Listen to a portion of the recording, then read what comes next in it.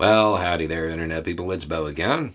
So today we are going to talk about the T14 and numbers and logistics and how things look on paper versus real life and a whole bunch of things. Because in a recent video, I mentioned the idea that Russia really didn't have anything that could compete with the modern equipment that might be headed to Ukraine from the West.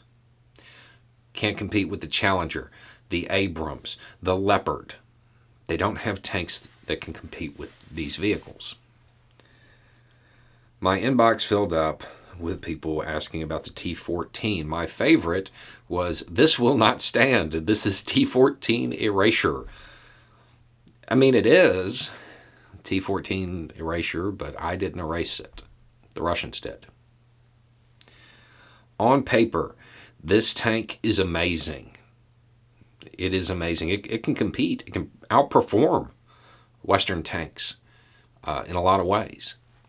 The problem is, if you want to use it in Ukraine, you have to build it and field it. Two things the Russian military has not done. In 2020, the Russian army was supposed to take possession of 2,300 of these monsters. Currently, estimates suggest numbers in the low tens. That number, the 2,300, that got pushed back. It's supposed to be delivered by 2025. That's not going to happen either.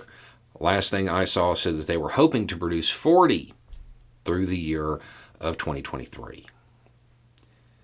I don't think they're going to make that goal either, if they even still maintain it. So they don't have the numbers. They don't have enough to make a difference. But let's pretend they do. Let's say that they do. They built them in secret. They have them in a hollowed out mountain somewhere. And they're just sitting there. They've been waiting to put them in for whatever reason. They're a new vehicle. They haven't been fielded. When a new piece of equipment comes along, it has bugs, it has flaws, it has problems inherent with the design. And a lot of them aren't noticed until they're actually out in the field, once they leave the testing thing and they're actually out there. And this isn't something that is just a Russian problem. Every military has this issue. There are things that the engineers overlook. There are production issues that they didn't know about. There's all kinds of stuff. These types of things will show themselves if these tanks are used. Then you have the additional issue of it never having been in combat before. There are big problems that they're not aware of because it's never been battle tested. In fact, I'll go ahead and tell you, there is a rumor, an urban legend, that says one of the reasons that Russia doesn't seem to be very interested in producing a lot of these is because they have a major issue with the turret. That gun up top doesn't really move as well as it should. I don't know if that's true, but it would explain a lot if it was. So, there will be design flaws. There will be issues with it. Then you have another problem, the logistics train. Everything that we talked about with the Abrams is going to be true of this.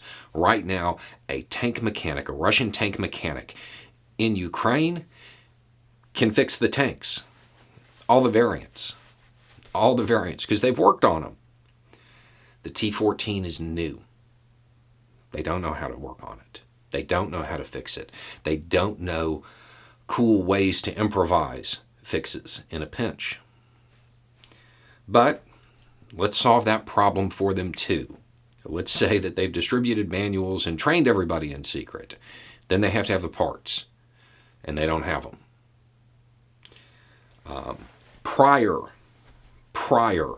to the war, prior to the sanctions, the main Russian tank production facility was capable of upgrading or turning out 20 to 30 tanks a month. High-end estimate was 20 to 40. That's less than they're losing. They don't have it. They don't have it. On paper, this thing is amazing, but it doesn't really exist in tangible form yet, outside of a few examples. Now, the British intelligence believes that the T-14 will make an appearance in Ukraine for propaganda purposes, but they won't actually put it into the field for all of the reasons I just said. Aside from that, it is brand new. Brand new. Western intelligence would want one. If they're deployed in any meaningful way, they will become a target. And then you have one issue that is specific to Ukraine. The T-14 is a monster. It's a monster, and it's heavy. When all this started, you remember all those tanks stuck in the mud? That's going to be a problem for it too. The design is innovative, but it hasn't been tested. It hasn't really been built in significant numbers either. Another thing that seems to be an issue, and again, this part is rumor, is it has a very unique design as far as that gun up top. That's unmanned.